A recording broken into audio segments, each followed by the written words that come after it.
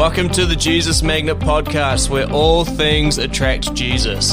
Thank you for tuning in. We pray and we hope that this blesses you, that you have a fantastic time and really enjoy listening to this podcast. Thank you for tuning in. Today is going to be a discussion podcast today where no topic is off limits. We love to talk about heaven, hell, angels, demons, depression, anxiety, and all the rest and everything in between. Man, we hope and we pray that throughout these discussions that it glorifies our Heavenly Father, that we share our Christian perspective. Thank you for tuning into the Jesus Magnet podcast, and we hope that you enjoy today. Hello, everybody. Yes, we have Joel Thompson joining us today as a host, and our guest speaker is Delrick Boyd. Hey, what's up, guys? Glad to be here. Yes, so happy that you came, Delrick. And you're here, you're going to share a bit of your testimony and just what God's got on your heart. Is that right? Yeah, for sure. Yeah, I'm really excited. Yeah, good to have you, man. Awesome. Yeah, so, my name's Delrick. I was raised in California. Actually grew up in South Central Sacramento, really close to a heavily gang-populated area called Oak Park.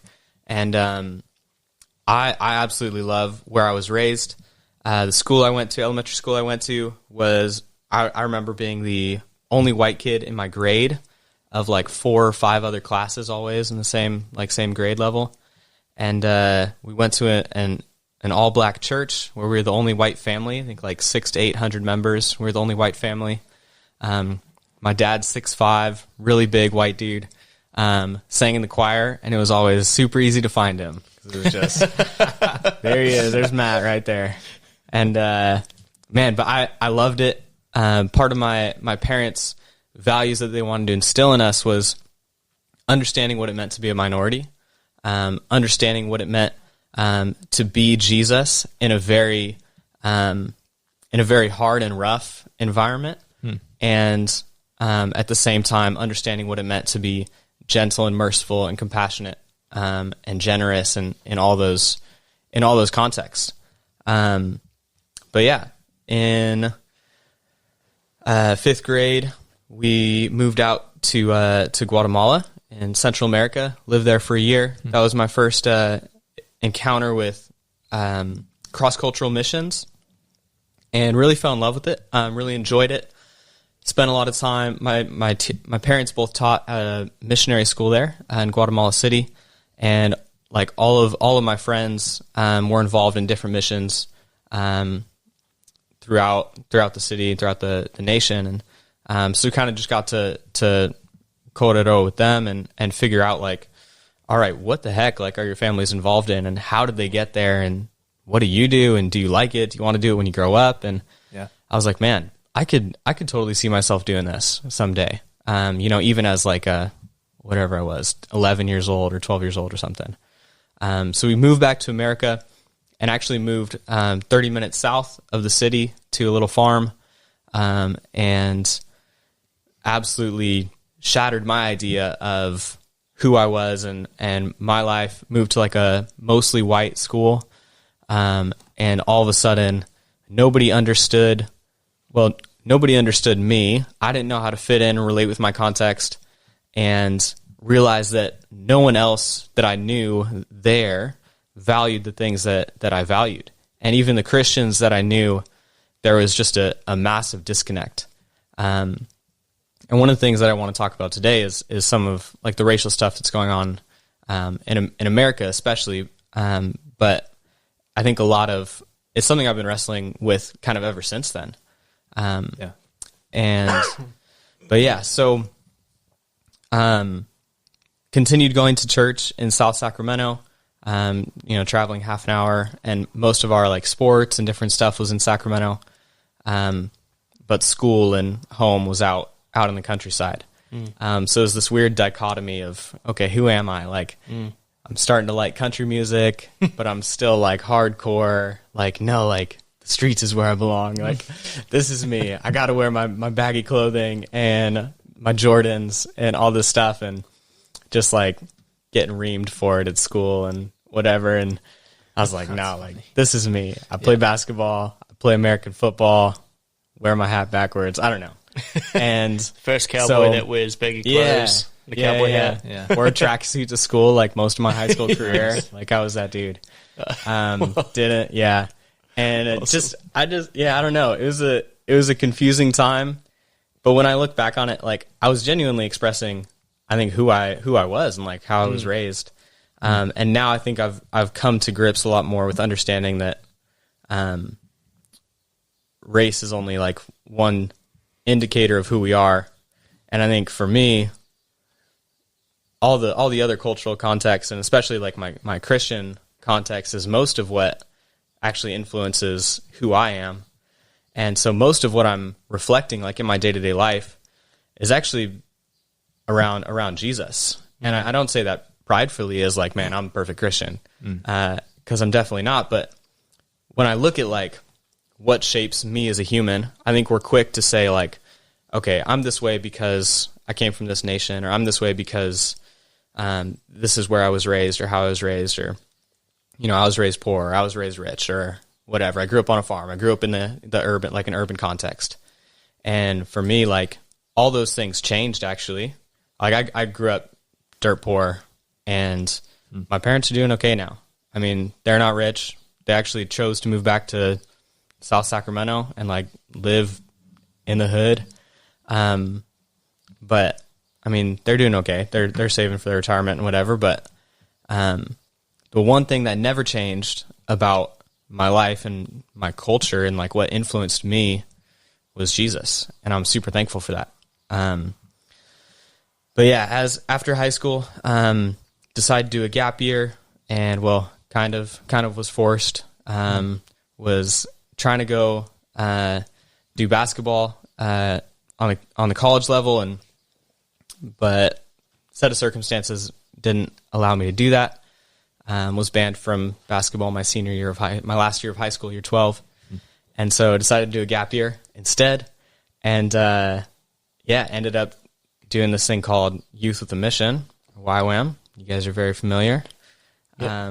And that rocked a lot of my world, and is a whole nother section of my testimony. Yeah.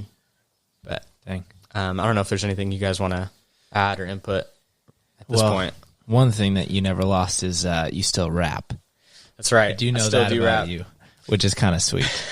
But did you go through like, so, I mean, I think a lot of people have moments of like what they would call a conversion testimony or whatever, but yours is a lot more identity focused. And like, what was that journey like for you? Like, all right, I'm no longer identifying myself with these things, and I am deciding to identify myself solely with Jesus? Or was that a process of like discovering that the identity that Jesus gives is like deeper? Or how did you like come to terms with like, all right, these are the things that don't identify me?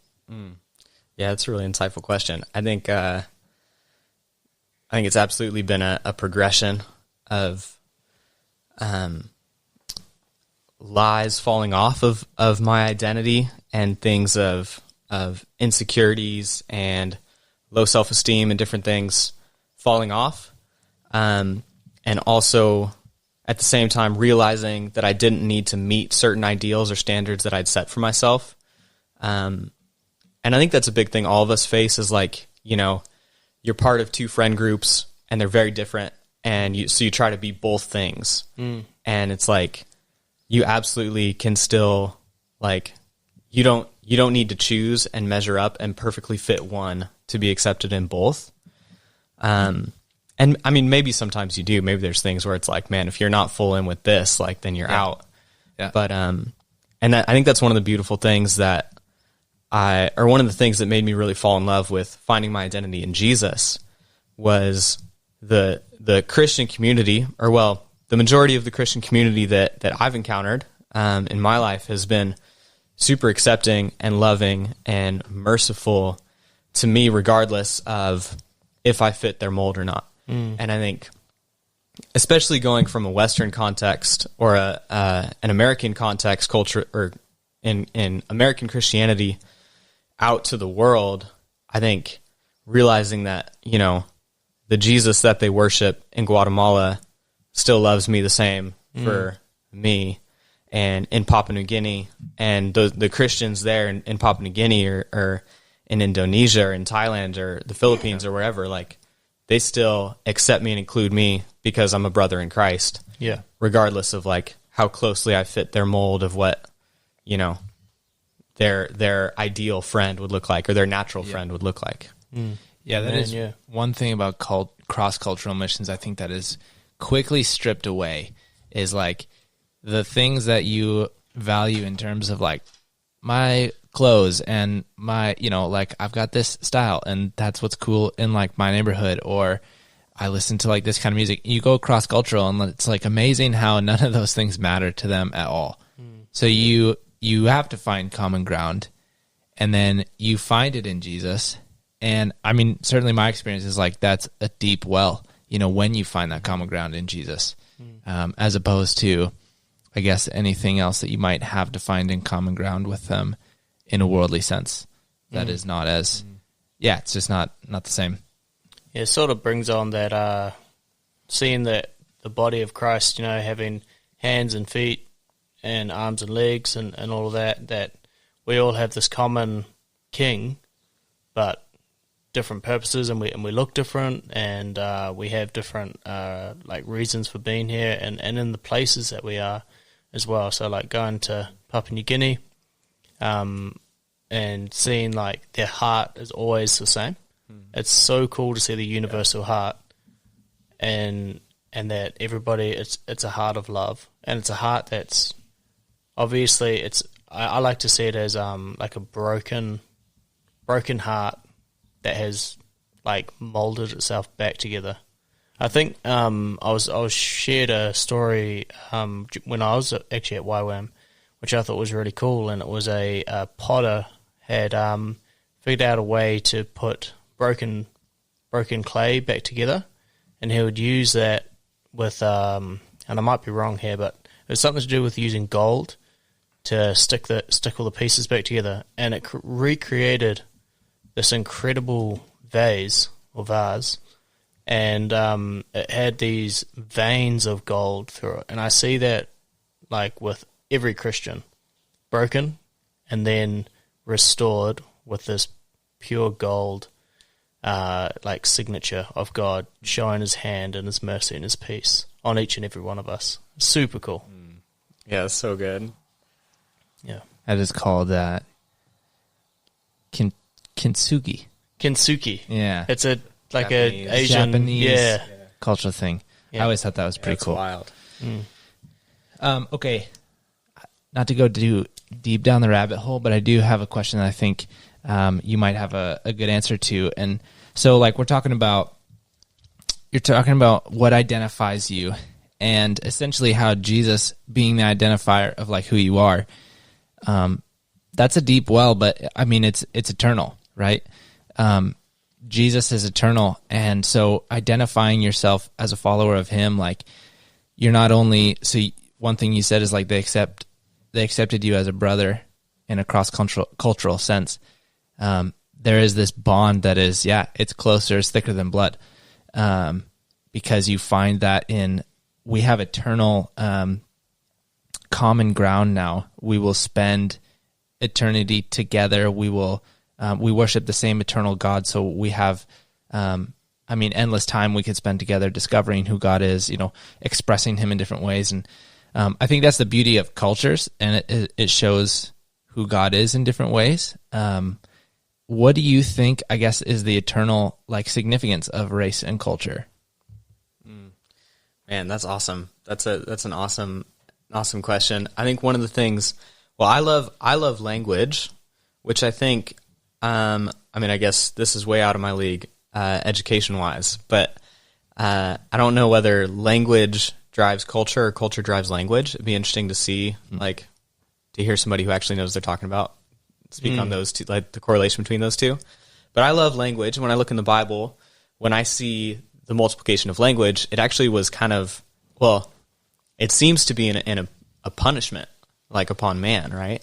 Okay. And at the Tower of Babel. Right. And so I always kind of struggle with that. Is this thing that I really love and have a passion for actually a punishment of God and something that I shouldn't, like, should I instead be asking for like the interpretation of tongues or whatever to be able to just communicate without the need of language? And which is crazy because there's people like Christian Rogers, who has had that happen in Papua New Guinea before, which is crazy, where he's been having conversations with people, and at the end they realize, I don't talk pidgin, you don't speak English. We just had a whole conversation and talked about Jesus this whole time, and Wow, unbelievable. But I think there's like, when I think about language, I really see how different, especially when it comes to like Bible translation or translating, like even as we go different places with YWAM and preach, and you have translators speak, I'll talk to them afterwards and be like, all right, like what did this phrase mean that you used, or try to pick up things, especially as it relates to the gospel. And some of the phrases that other languages have to describe like the character of God or ideas of the gospel are like so much more beautiful and would take a whole sermon to talk about, and they can say it in one sentence or one phrase. And it's because, in the language, it paints this picture of a whole idea, and in a cultural setting, they absolutely, all of a sudden, everyone's on board, and they're like, all right, we understand this thing. Yeah. And so, man, I think I drifted away from your question again. I don't know if you... No, I mean, that's a cool, like if language is a punishment, English or our language may not be the exemption. It may not be the remedy that they would all speak our language. Our language may not be the best one. That's interesting. But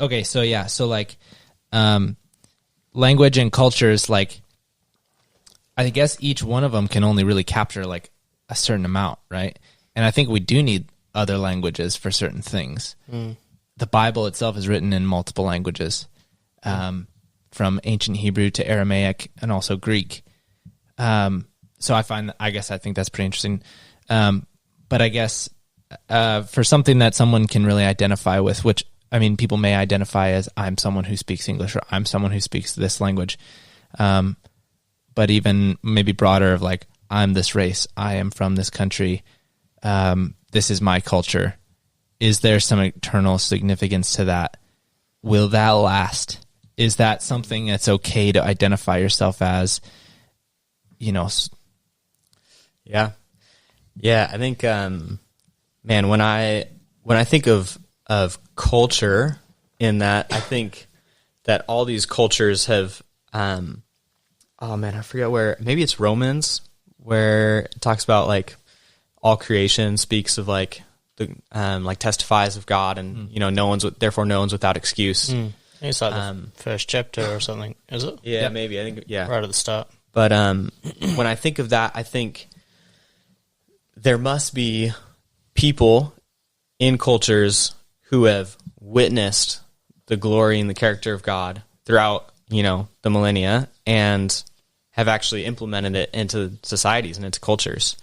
And our YWAM's national director, Ray Totorewa, is a Maori guy, and he, his whole, one of the major focuses of his ministry is redeeming culture, and going into cultures and seeing, like, what do you know about God that I don't already know?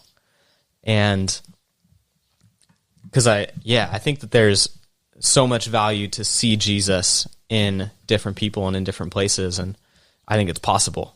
I mean, I absolutely think there's places where, things are twisted, and culture has twisted things, like, or cheapened things of eternal value. Like, I don't know, like social media maybe has had incredible benefits, and I think has become part of our global culture.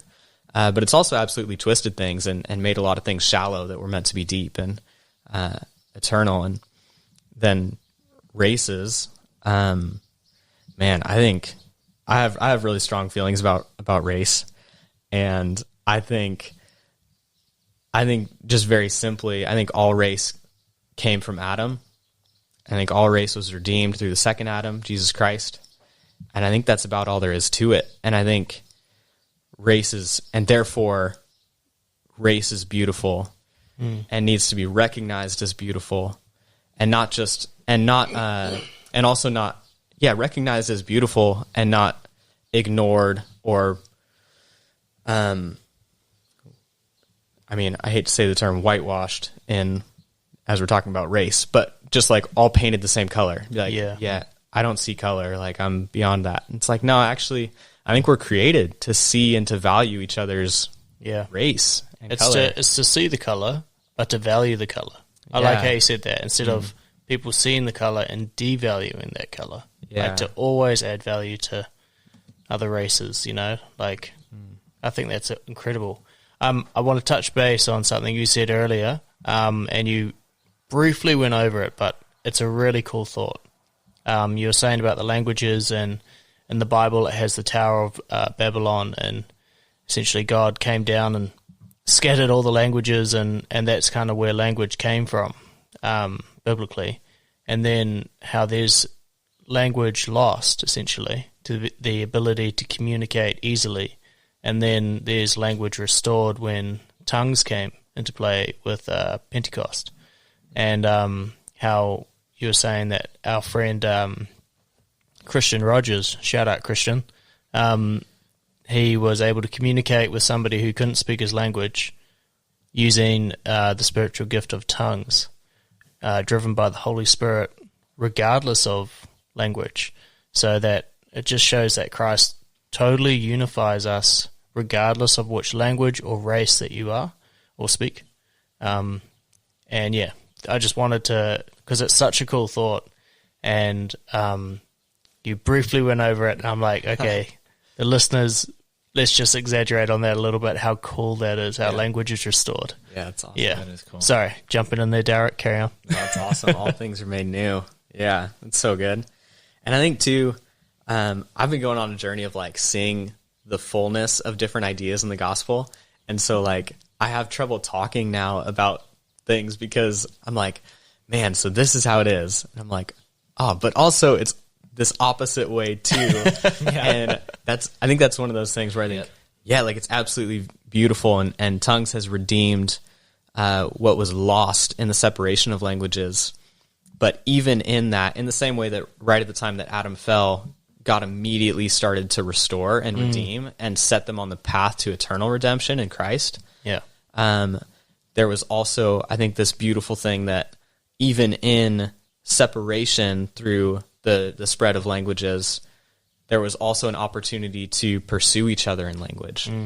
And man, like I can't count the number of times where I've had people, I've had an incredibly deep bond with people in the span of 5 minutes because I was trying to speak their language. And even if I was absolutely butchering it, at least I was trying, you know, and it shows that like pursuit of the individual and like, again, that whole thing of like value and like, I see your value and not trying to get them to just speak English to make it easier for you, but to really put a value on their culture. That's awesome. Yeah. So I love it. And there's something so redemptive about that too, especially for people whose, you know, races or cultures or languages have been shoved down. I think there's something so redemptive about speaking it and honoring it. And it's incredible. Yeah, so, I mean, there is definitely a great divide at the moment in the racial world. Okay, so we're podcasting from New Zealand, right? And there's a lot of media coverage about what's going on in America, and no doubt what's going on in America is pretty drastic at the moment. But reality is there's racial issues everywhere, you know, and like, man, I've gotten the privilege of hearing some people speak on racial reconciliation, like here in New Zealand, between the Maori people and the later on settlers that have come, and Ray Totorewa is actually a really great voice in that issue as well. But what do you think, like, you're so passionate about this, and I mean, it's so clear to see, what is your heart for, what would you like to see in terms of racial reconciliation? And, you know, we can focus particularly on America, or wherever you would like, if you have a heart for something, but what would you like to see as far as the redemption that Jesus wants to bring in the great divide. Yeah, dude, it's so important. I think, and then I have such a passion for it. I think mostly sovereignly. My name, Delrick, is actually I was named after my dad's best friend, who's African American, and they worked on racial reconciliation together. And the reason why they named me after him was when they were praying over me before I was born, they felt like reconciliation was part of God's destiny for my life. And so, I mean, I can't imagine a better birthday gift. That's crazy. Like a destiny word for your life, your entire life. And so which has been awesome. And coming to New Zealand, I was amazed at how the two cultures have honored each other, or I guess how the Maori culture has been honored in even just in like, I mean, simple things like signage. And I mean, in reality, we don't see it too much in Queenstown, but like just like language being utilized, and you know how we do procedures and formal events in New Zealand and different things. Like a lot of it has proper like Te Ao Maori structure and tikanga to it and stuff, and it's awesome. And so I was blown away by that and seeing that, and I was like, man, America needs this. And the last time, after my DTS in New Zealand, I staffed, led an outreach, and then finally got to go home. So it was like a year between leaving America and going back to America. And when I came back to America, I went on a little road trip with my dad around the Southwest, and we visited heaps of like national parks and different monuments and different things. And my eyes were so open to any time I saw native language, and seeing like the national parks and all this signage, all this like honor to the like white settlers and different people. And then you'd have the few like fine print, you know, the actual name, or the Native American name for Zion National Park is Mukuntuweep. And it was like, man, why can't America just honor that and be like, all right, like this land was basically this tribe. And I understand a lot of that is difficult, but I don't think difficulty should equal not worth it. That's awesome. Yeah, there's definitely, so there's been Such good the point. native people of America are really only one group that have been sort of ostracized in the States. And, you know, the history, has been, I guess, kind of like fighting for first place. And so then there's definitely been a lot of tension over, the whole course of American history, from tribal people, then to slavery, then to freeing the slaves, and then to where we're at now, which is there are still, I guess, people and people groups that have retained feelings over generations and things that are like lost past rights and things like that. And so what can we do now, I guess, to see more reconciliation? And like what we're seeing now is a lot of protesting. We're seeing rioting, and we're seeing violence. And frankly, I mean, it seems like it's the voices of unheard people, and they're lashing out. And I mean, that may not be the right response, but it is a response. And so is a response better than none? What can we do? I mean, there's just a lot to deal with here. There is so much to deal with. I think, man, I'm a big fan of the idea of reparations. I don't know if you guys are familiar even just with that term and what it means recently, but there's, it's basically, I mean, very simply kind of payback. Yeah. And so there were also a lot of things promised, like at the time of, what was it called? When Abraham Lincoln, the Emancipation of the Slaves. Emancipation Proclamation and stuff. And things promised that either never came to fruition, or were very quickly brought back into the control of the wealthy, and meaning white, pretty much. And there's also a million different parts of this. There's capitalism. There's, I absolutely believe in free will and, personal responsibility and different things. But there's also things that are unarguably odds stacked against people of color in America. And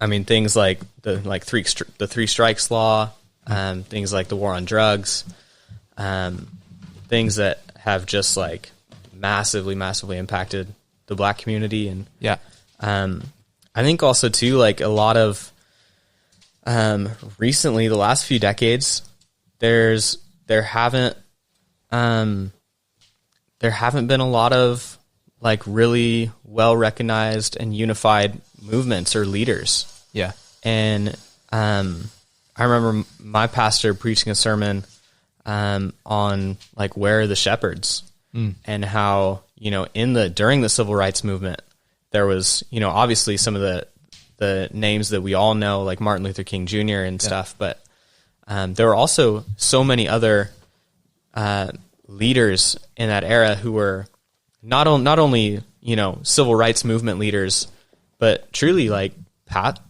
shepherds and pastors, in a very biblical sense, and were leading people towards Christ and towards kingdom, and not just preaching fairness on a economic level or some sort of superficial bar of measurement, right? But actually preaching like equality of value and justice and some of those different things that we that we see really clearly identified in like the books, in like the book of Amos and different things. Of man, there's some powerful things that have come out of the civil rights movement that need to be heard again.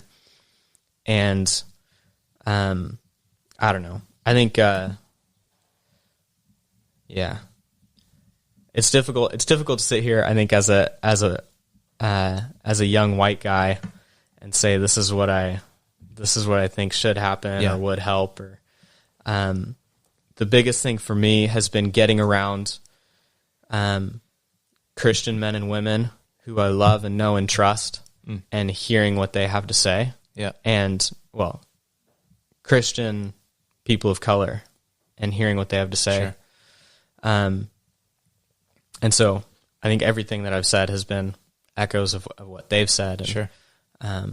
But yeah, I think that's super important, is like, if you're a white American, or like maybe you're a white Kiwi and you want to learn more and you don't have, or you want to learn more about like how you can grow in racial reconciliation, or just grow an understanding of race and whatever, like, man, have conversation with people of color and listen.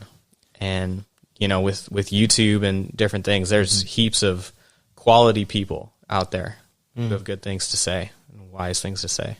Yeah. So typically on a day-to-day basis, I really like this WWJD bracelet. I thought I'll bring it back from the 90s. And it's funny because I think, man, in terms of complex issues, because I wear it as a daily reminder. Sometimes it's just really great. You know what I mean? You've got this reminder of like, hey, what would Jesus do? You just keeps you on the path of integrity and that kind of thing. But sometimes on complex issues like this, I find it becomes harder and harder to like put my finger on it. Like, all right, what would Jesus do? Like, frankly, the Bible doesn't just tell us how to deal with rioters and looters and, a country where there's multiple people groups that are like have been hurt and harmed and things like that. And I actually had a moment, a few years ago where I was at a big conference. It was a Christian conference, and they were talking about racial reconciliation. And it was the conference was called, what was it? The Call, and it was a prayer and intercession conference. And so we started to pray and intercede as a whole stadium of people into racial reconciliation. And we thought things were tense at that time, but it seems like things are a lot more tense. But we've been praying into this, and there's been tremendous breakthrough as well. Like, God is so moving, and I want to acknowledge that. But I think for me, as a white American, there was a lot of like, talk about reparations, talk about reconciliation, and this kind of thing in the different groups that have been ostracized, and there was like kind of it felt like there was a guilt on me, or like a shame of like, because I'm white, I'm guilty, and like this kind of thing.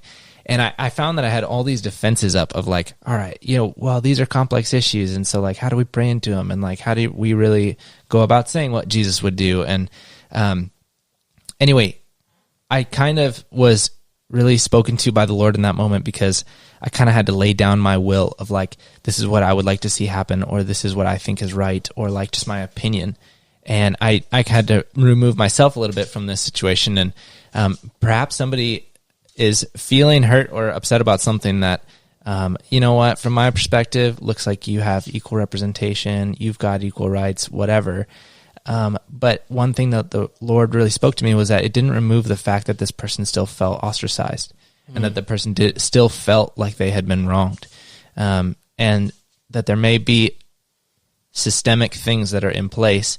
And like, those are, I think, the more complex issues of how to remove the systemic things that might be going on.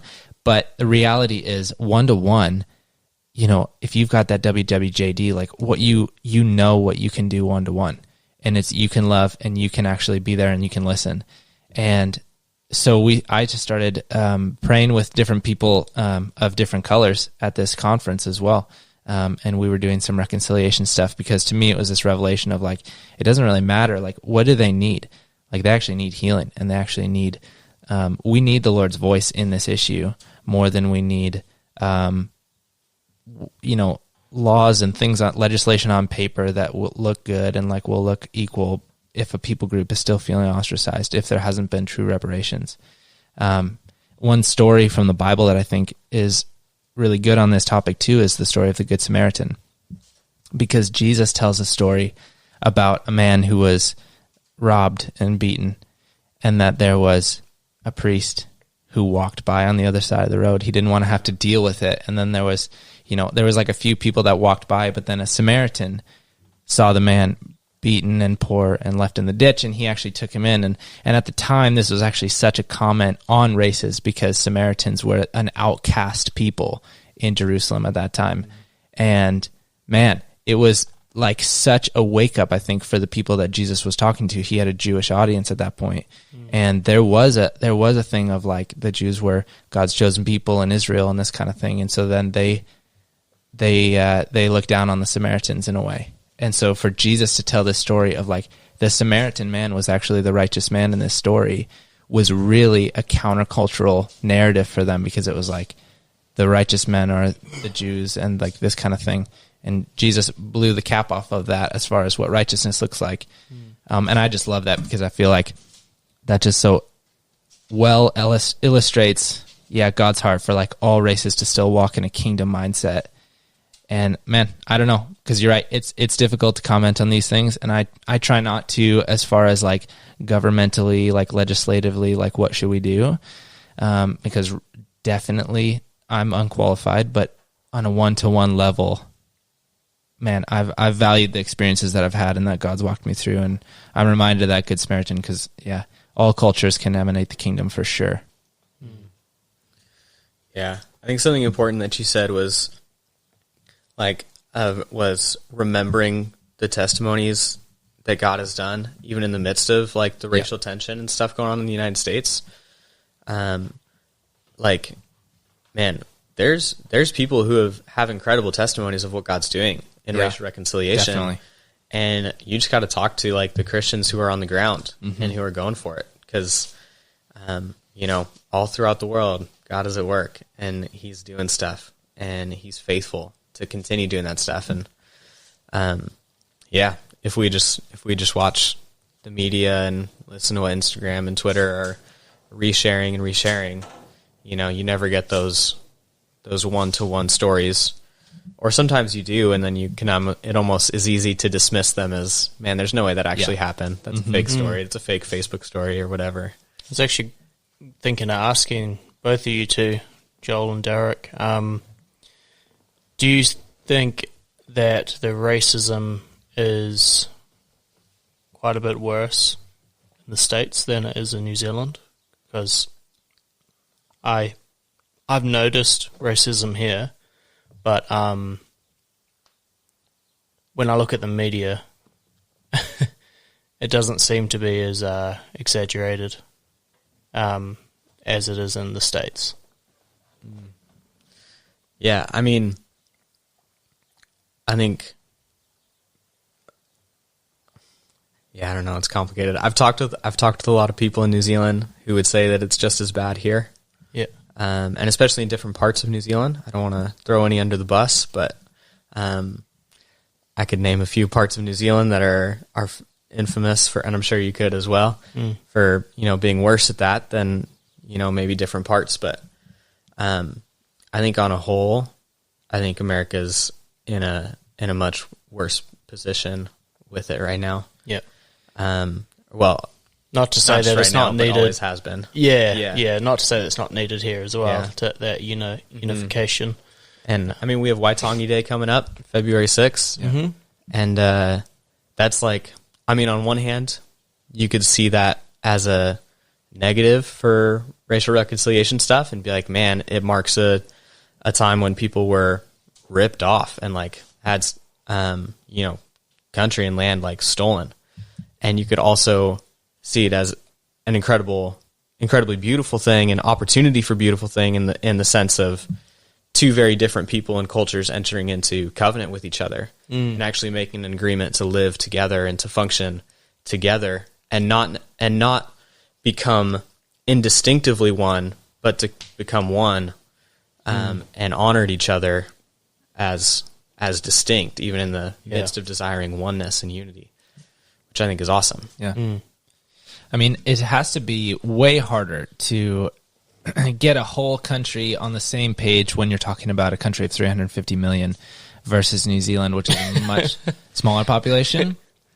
I don't like, that's the thing, is everyone's going to have a different voice on it, because you may meet people that are feeling just as hurt and offended in New Zealand as they are feeling just as hurt and offended in America. I think there is, and I don't have much experience with New Zealand cultural reconciliation as much as I do with the United States, but whereas, like, let's say there's pockets and things of regions of New Zealand where it's like they're kind of less into the racial reconciliation thing. Those pockets are like way, way bigger in the States that are not into racial reconciliation. And then I think one thing that happens when you have a large group of people that are all very much agreed is you do create a bit of an echo chamber of like, I'm hearing my own opinion and I'm with people that are like me. And so what you see, like in the South of America, like there's not as much of a black population in the South. There's not as much of like different colors, but there are a lot of people that agree. And then it just becomes hard, I think, for wherever you are to be in an echo chamber or in a bubble or in a group of people that are always agreeing with you. And then what happens is I think you take things to a more radical step by step, because somebody's willing to hear you out and agree with you wherever you go, as opposed to constantly being with other people of other cultures and ethnicities and just backgrounds and where they come from, like not culturally, but even just in their own life. The inner city kids hanging with the country kids, whatever it is. That's like great. You had such a cool story on that, because you got to see both. I grew up outside of Detroit, Michigan, and so I definitely was not that exposed to the inner city because I lived outside the city quite a bit.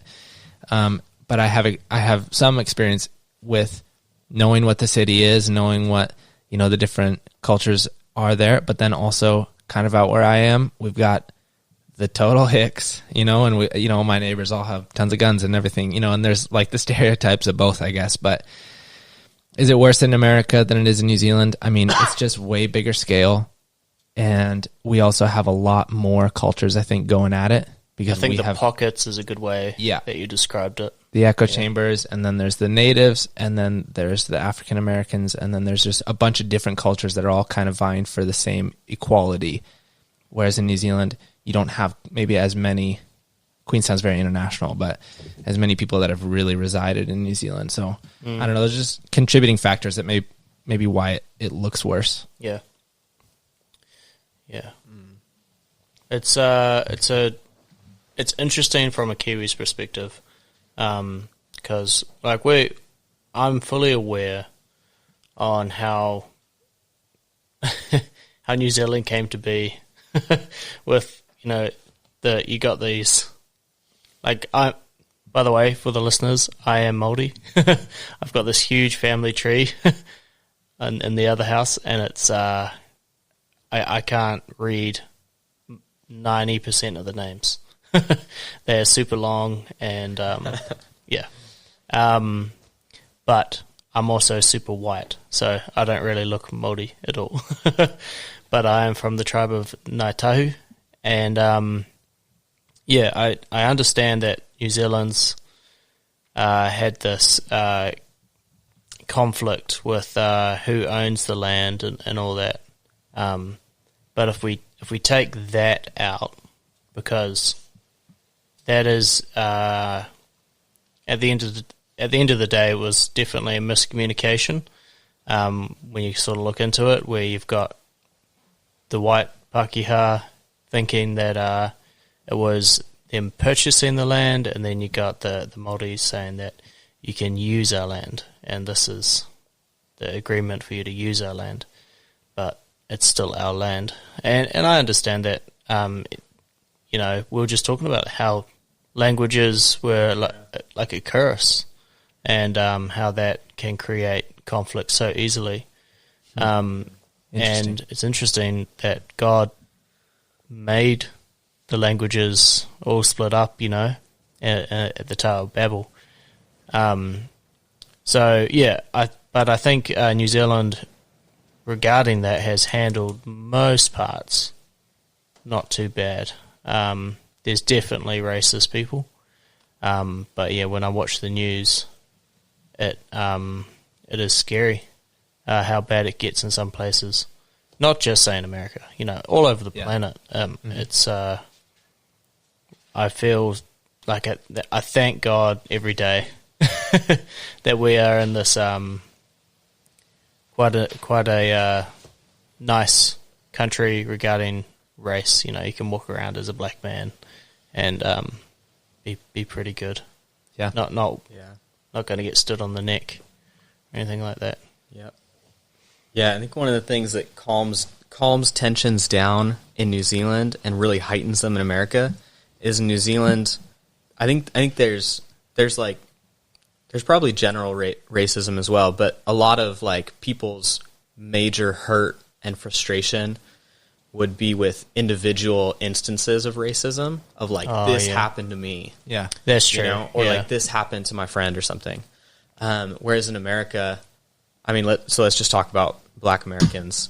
I think you hear that the reason why there's riots and protest and even looting and violence and all this stuff is because not only has individual stuff happened to you and to your brothers and your sisters and your parents, but it's happened, and obviously that happens for generations, but it's also silenced. And I think I grew up with two brothers, and the most angry I ever got was when they would pin me down, and I was powerless to do anything, and I couldn't move, I couldn't get help, I just had to sit there and take it. Yep. And I think that's where the major anger that bubbles over comes up. And in New Zealand, you there is representation, there is on a large scale, there is a voice that's heard and has to be recognized, which is incredible. On another sense, though, New Zealand is. I never remember seeing any shootings in New Zealand until 2 years ago. Yeah, honestly, that was the scariest thing that has ever happened. I think they said it was equivalent per capita. If it happened in America, it was something like 10,000 people or something dying in one shooting.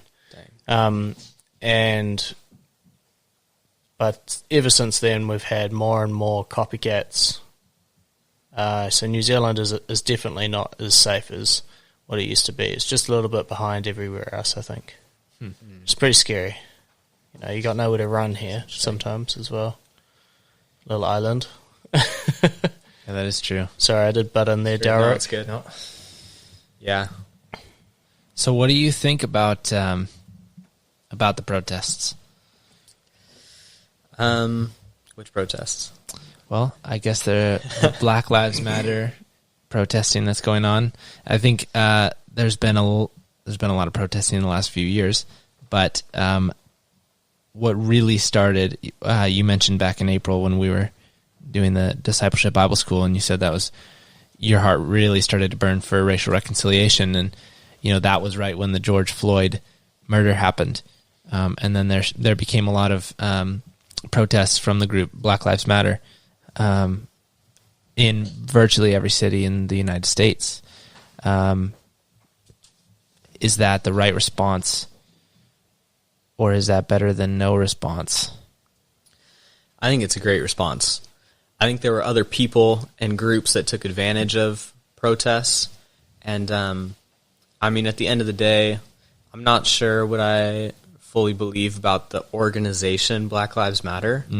I do know, personally, a lot of people who who protested with Black Lives Matter organized rallies who, I love to death and are absolutely top-tier, respectable, integrous people, and are doing it well and going the full 9 yards with, writing letters to Congress and all that of, trying to formalize it and make it more than just an outdoor party.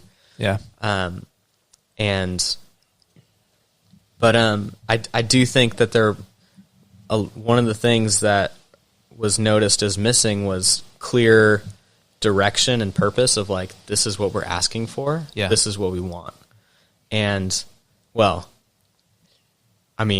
I say that and I immediately need to repent for saying that, because what they were asking for was to be recognized as human and as valuable. Yeah. And which is so sad that we can almost look over that I can almost look over that as a white person, because I'm like, oh, that should be a given. But they don't feel that it is. Right. And they feel that they need to organize nationwide. globalized. There were protests, Black Lives Matter protests in Auckland. Yeah. Yep. And I'm sure in other cities as well in New Zealand. Because they truly felt that their lives didn't matter as much as other people's. Yeah. And so if that's what they were asking for, man, I hope America listened. And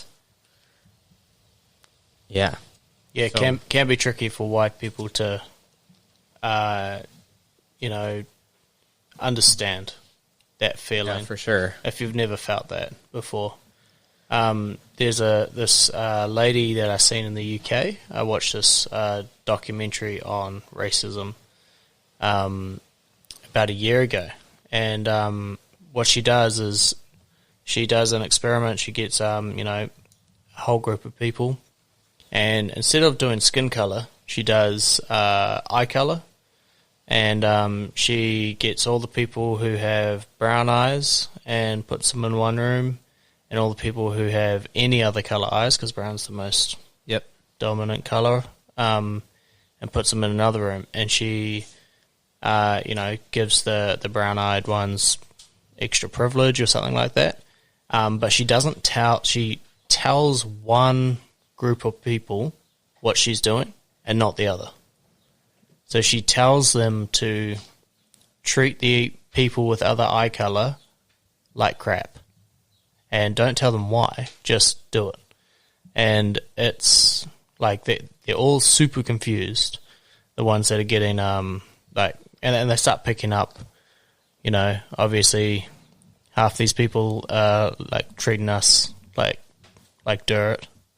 And it was super interesting to And you got a lot of these white people for the very, very first time experiencing a form of racism. And they have no idea, and they've never experienced it before, and some of them freak out. And it's such an eye-opener. And it was an eye-opener for even myself to watch it. And very clever way to do it, really. And, you get a lot of interesting responses. Some people are like, I'm going to really value and show that I value other races from now on after the social experiment. I can't remember exactly what the documentary's called, unfortunately. It's slipped my mind, but essentially if you YouTube it, I'm sure you'll find it. It's like she's like an old lady that sort of hosts it, and she's quite scary. But definitely check that out. It's cool. That's interesting. And it also just kind of puts it into perspective a little bit of how, I guess, trivial just the color is, because the color of your eyes, that is a weird concept to us, because it's like, why would I treat you differently for the color of your eyes? Yeah, you know what I mean? Why should it be your skin? And so it's like, oh, what about the color of my skin? There's something I think that I know that, so you were saying like they don't have a clear goal about what they're trying to accomplish, and then you said, well, okay, they are trying to accomplish this. And I think part of that is the goal that it kind of seems that way, like they want to be recognized, valued, or feel valued. This is a little bit of an unquantifiable result that they're looking for. And so I don't know, do you have any thoughts on like how can we improve and reach some sort of resolution with this sort of abstract, unquantifiable goal of I would like to be seen a certain way, or I would like to be perceived a certain way, as opposed to like, hey, I just want this right, or this very quantifiable thing. Yeah. Well, I mean, as the year progressed, you saw the goal move a couple of different times, and things, different, slogans starting, like things like defund the police and different things, but it was never, I don't think it was ever picked up seriously on a large scale, or expressed meaningfully, maybe articulated well. But like, I think there's value in some of those things of like, all right, what would it look like for everyone who protested, like in 2020 with Black Lives Matter, to come out and be like, this is what we want when it comes to the police force. Like, we want more training. We want, psych evals every year. We want, I don't know, some of those kind of things. But it was never, and so that's where I kind of come back to the thing of like, where are the shepherds? Yeah. And being like, we need some clear-minded people who know what the kingdom of heaven looks like on earth. And I mean, I don't think it can be a white man. And I absolutely believe that there's people there who have the skills and the knowledge and the understanding to do it. And so I guess where I'm at is a loss for how do I as an individual find that person and support them? And like, how do we get on board with that as a nation? Because I think that's where it falls to pieces, is like, at some point someone's going to have to stand up and be the next Martin Luther King Jr. And for that to happen, though, people need to start following somebody and being like, all right, this person's got it, and what they're saying is true, right, and beautiful and good, and pushes us forward together. And I think, I don't know if that really answered the question even, but no, I mean, it's good. And I guess it is what we're looking for is a culture shift more than, I could be wrong, because there is probably legislation and things that needs to change as well, but a culture shift would do us good, because just like the moment I had with the my friend at the stadium is like, well, I didn't sit down and ask him like, all right, on paper, what is it that you need, and like decide if I can like meet that need or whatever. It was like, let me just get on your level and relate to you for how you're feeling and try to express, what I think God's heart is for you in the way that you feel. Because I think the reality is we have a tendency to take people seriously in a lot of, like whatever they're feeling in a lot of different areas, but sometimes topics get popularized or politicized, and then it's like somebody may be feeling that way. Because if someone is feeling depressed, I would handle that with the utmost care and appreciation and try my best to communicate God's heart for them. But if someone is feeling oppressed, then all of a sudden I don't have the same care and that if that is what you're noticing, it may be time to look inward and go, is that pride? Is that insecurity? Is that me being unwilling to actually try to be Jesus in this scenario, not to try to be me with a good solution, but to try to be Jesus? Is there anything that you would just want to share about this too? Because I've been throwing some questions at you and stuff as well, but like, just share with me, what's your heart in this, man? Man, I think, well, my heart is to grow in it, and to, like, some of my favorite verses in the Bible are about, growing up into all things in Christ, and being mature and complete and lacking nothing. And that's like my desire. And so when it comes to this, racial reconciliation and identity and value and communication and these things of like language, culture, race that we've talked about, like I want to understand better, so that I can love more like Jesus and listen more clearly, without trying to formulate a response while the person's still talking. And that's like real difficult for us as humans. And so I think what I would want for other people to do as well is to desire that growth, and, to read and to listen, and, to spend time. Like, man, people spend a lot of time and money, like going to the gym to work on their fitness, and not a lot of time, like disciplining, their mind and their emotions and their heart, and how they interact with people, and, growing up in that way. And so there's a lot of good material out there. There's a really simple place to start for white Americans is going through and listening to Martin Luther King Jr. speeches, and like, what was he actually articulating, and what was he saying? And man, getting to know the gospel. I think really simply, like, the gospel is the answer to everything, legislatively, like politically, culturally, everything. Yeah, and absolutely. It's simple, but that's like the power of the gospel is found there, and in simplicity. And, going back to that, what would Jesus do? And I think another valuable thing is like, sometimes it's difficult to see what would Jesus do here, but it can be easier to just take it a step back and be like, all right, what would Jesus not do? And help me to not do that. And like, man, Jesus wouldn't get defensive. He wouldn't try to argue against your hurt.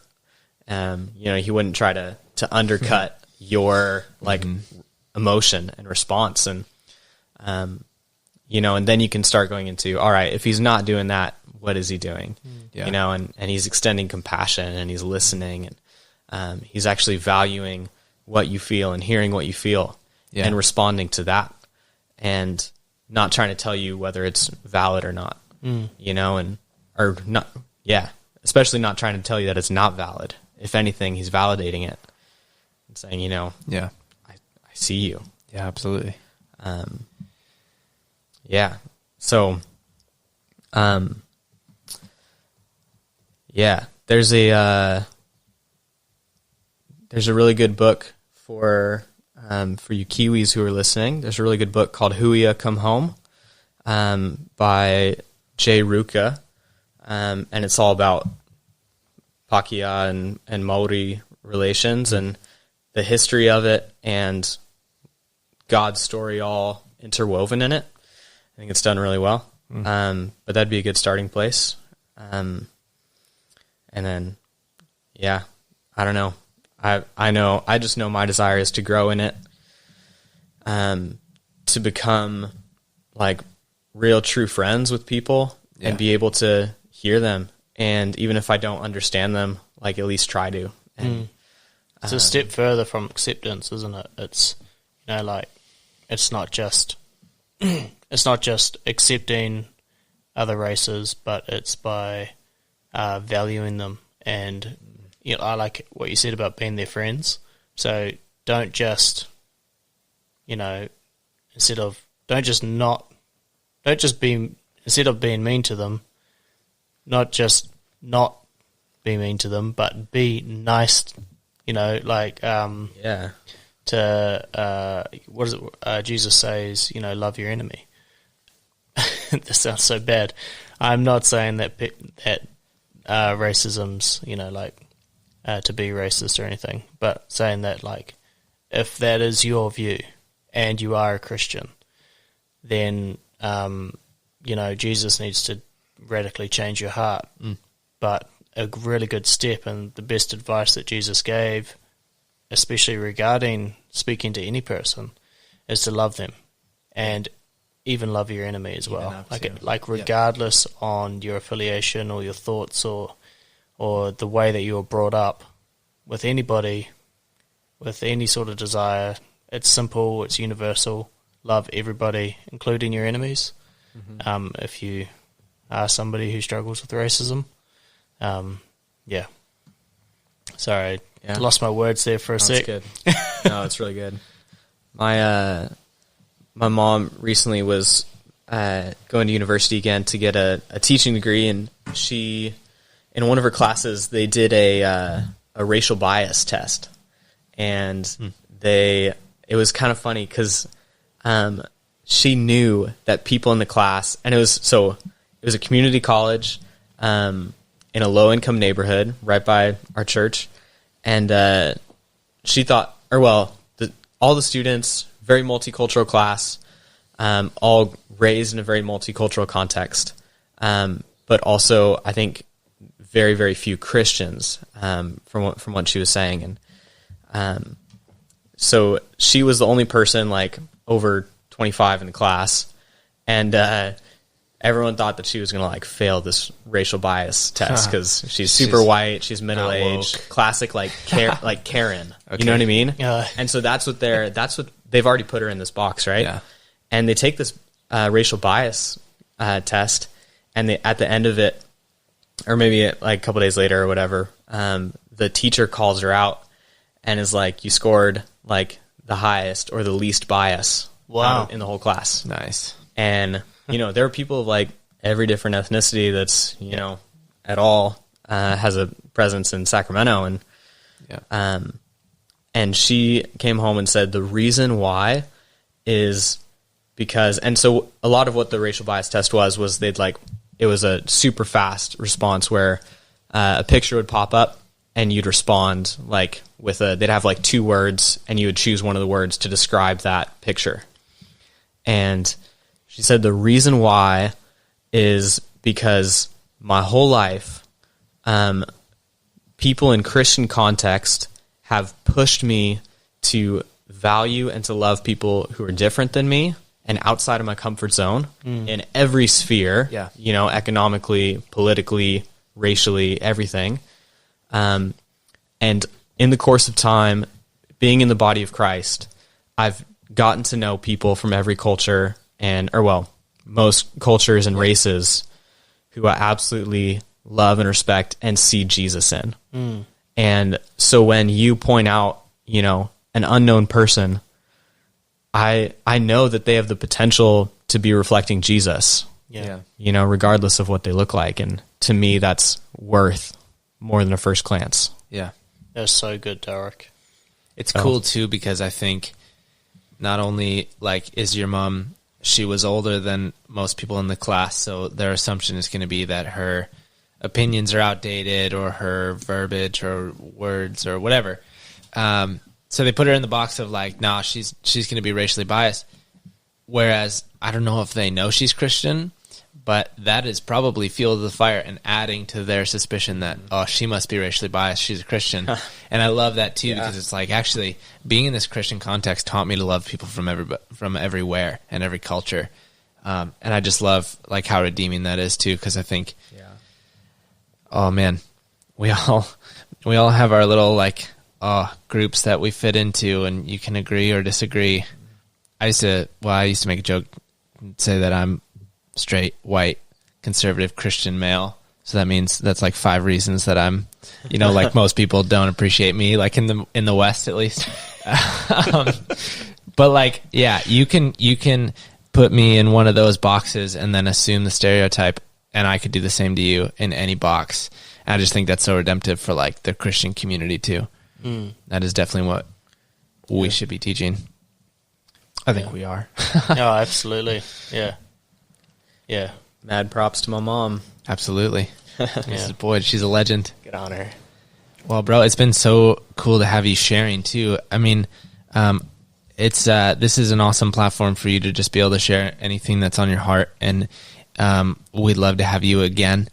If there's anything more that you have to say, you and I guess we didn't give any context, but we volunteer at the same organization, and so we get to spend a lot of time. So I know you have a lot to bring to the table. So, man, we'd love to have you back. Come with your biblical knowledge, your racial reconciliation, your heart, your story. It's been awesome, man. So thanks so much. Thank you, Delrick. Delrick, you are definitely welcome back anytime on the Jesus Magnet podcast. You are a man with words of wisdom. You can tell the Holy Spirit is working through you.